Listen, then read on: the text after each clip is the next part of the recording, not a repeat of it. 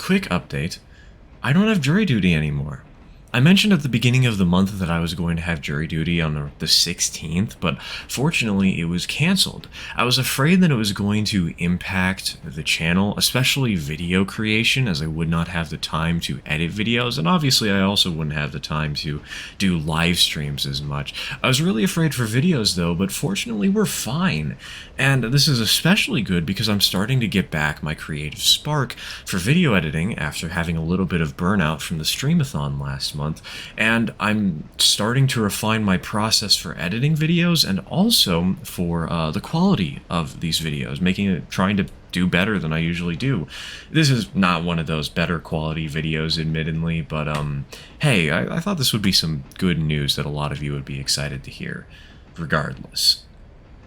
Anyways, on to the main subject, the main beef, the reason you're here. In early July, I picked up a pack of 7 locomotives off of eBay. 7 ON30 engines for just $330. Now, at a glance, it was a gamble. There was no real way to tell how functional each engine was. However, there was enough cords and cables to prove that basically most of them had DCC of some kind. And I decided to go for it. I took the gamble, and I think it paid off, even if some of the engines are extremely flawed. Today's video is going to be going over all 7 of the locomotives one by one, talking about their quirks and flaws, but also my plans for them for the future, and how much of a weird gold mine this eBay find happened to be. Enjoy my rambling.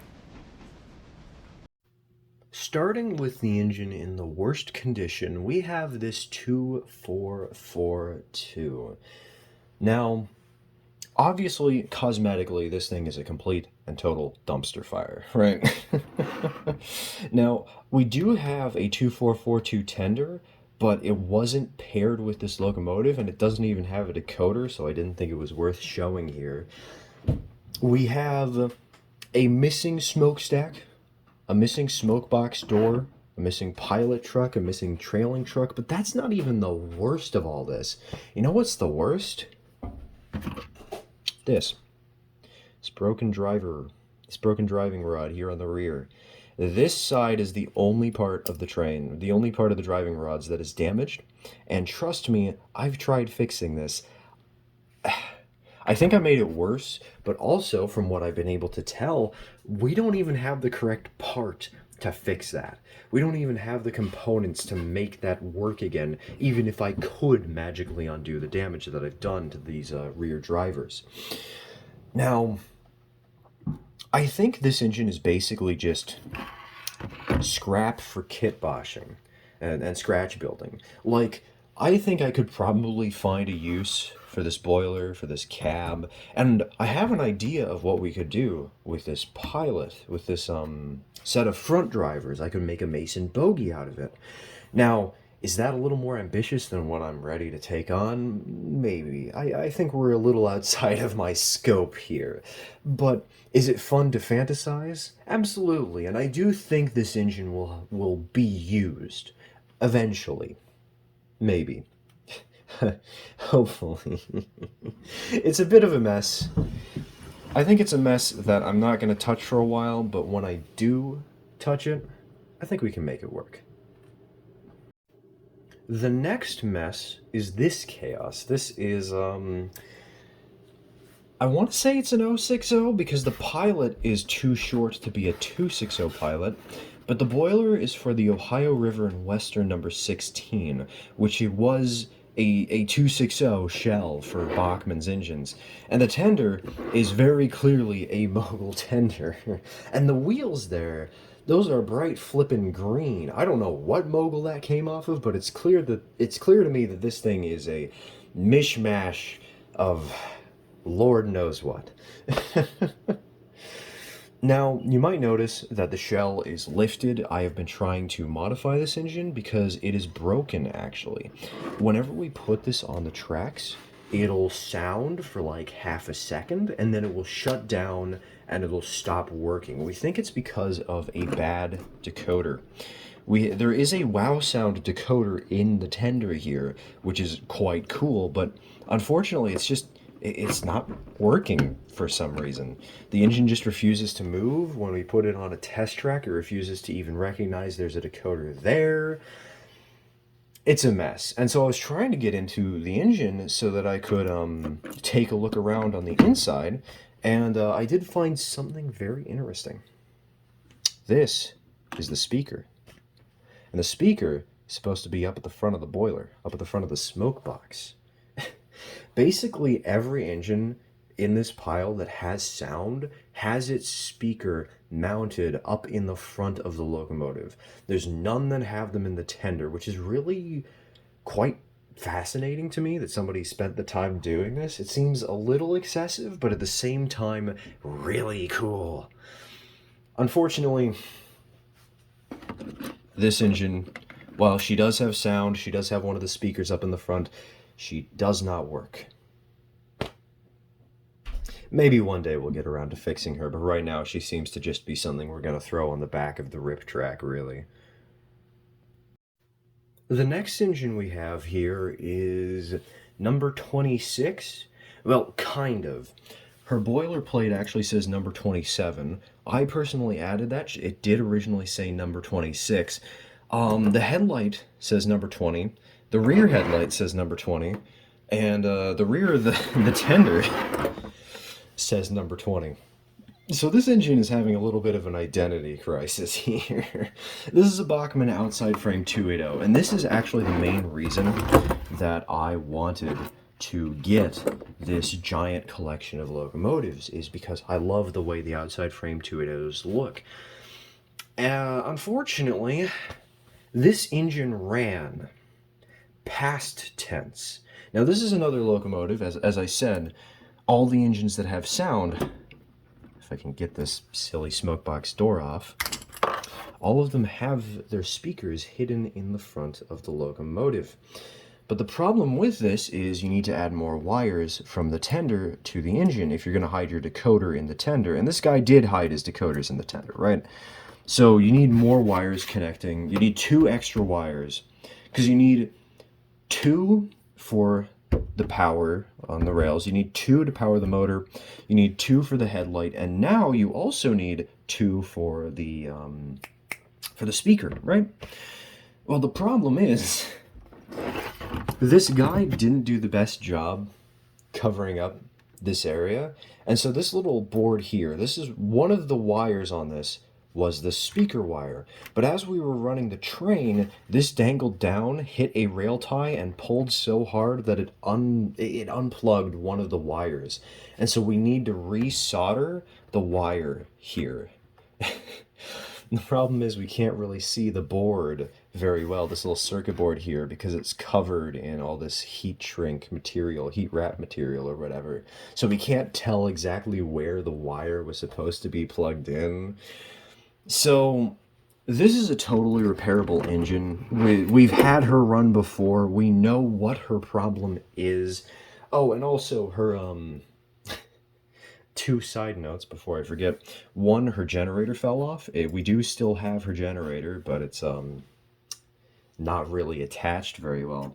And this has economy sound. Sounds very nice. We'll get back to why this engine is having an identity crisis in a few minutes. Now, this locomotive is one that I've actually modified quite heavily. Now, this tender, this is off of the 2662 that we got back in December of last year that I got for Christmas. So this is not the actual tender for the engine. It's just a placeholder. And this engine, when it arrived here, it was just stock Bachmann paint with the red windows on the cab, the sort of gray smoke box, and the rest of it was basically black. I guess for maybe this white stripe here running along the running boards, that was there to begin with, but the gold, the Russian iron blue, the little spots of brown, the white here on the cab, obviously the white on the front of the smoke box too. Um, we added that on a live stream earlier this month, and I'm really happy with how this engine turned out.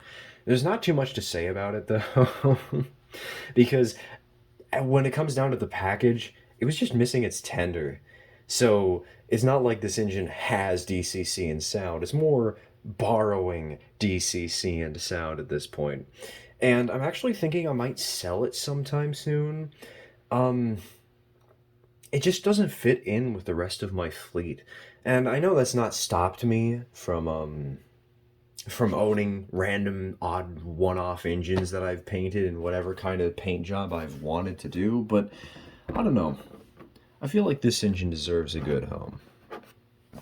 So maybe I'll post this on eBay sometime soon. Maybe I'll keep it to myself. I don't know, but I guess before I make any decision on that, I need a new tender. Next up, we have this 2662. This person must have really liked their articulateds. And this is the first engine that we have that we can run somewhat normally. Now, I say somewhat because there are a couple of asterisks here. The coupler on the back of the tender, broken. It's not working properly. Also, the rear truck on the tender doesn't actually turn enough, and so the engine derails itself whenever it hits a sharp corner. Or, really, whenever it hits any curve. So we're going to need to try and fix that. Also, the engine stalls a lot, so we might have to add a current keeper or a keep alive to really get this thing running. But this engine in particular, I feel like it shows off the love that the old owner for these locomotives really put into his engines. Because this is an 0-3 coupler. I haven't been pointing it out, but every engine, except for the colorful articulated that I've already painted, has had ON3 couplers. Every single one of them. And number 29, I don't think that's a number that that was on an official Bachmann engine, so it's clearly been added. But one of the most interesting elements of all of this to me, well, okay, it actually requires me to go grab the tender off the other articulated. The headlight position. The rear headlight position is actually shorter than that of the standard articulated. You can see there's quite a lot of overhang on the standard 2662's tender. Again, this is a 2662 tender on a 2442. You can see, just look at how far off the edge of the tender that goes, right? Let me get this out of the way again. Look at how far this headlight goes back. And it seems to be a different type of headlight too, because the regular 2662 headlights had both of their wires stick straight out the back, while this one has its wires sticking straight down. This is really not something important, but it's just something very interesting that I noticed about this locomotive. Second to last on our long list of locomotives is this Mogul, which is very strange. Now the pilot here, I've actually started repainting this pilot just to try and make it look a little fancy and to try and add some red to the engine so that it looks sort of like a Willamette and Port Carney engine. But there used to actually be an ON3 coupler mounted on top here, and so you can see that there's been some material removed. And so we're actually going to have to completely replace the pilot here because that one's damaged a little too much for my liking.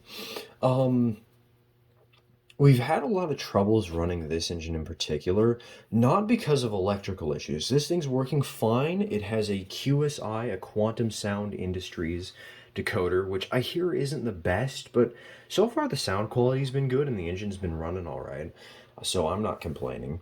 The problem was on the rear coupler on the tender. It was, since this person was converting a lot of their couplers to ON3 couplers, they also seemed to be adjusting their heights so that the couplers were a little more appropriately gauged height-wise for actual factual O-scale narrow gauge railroading.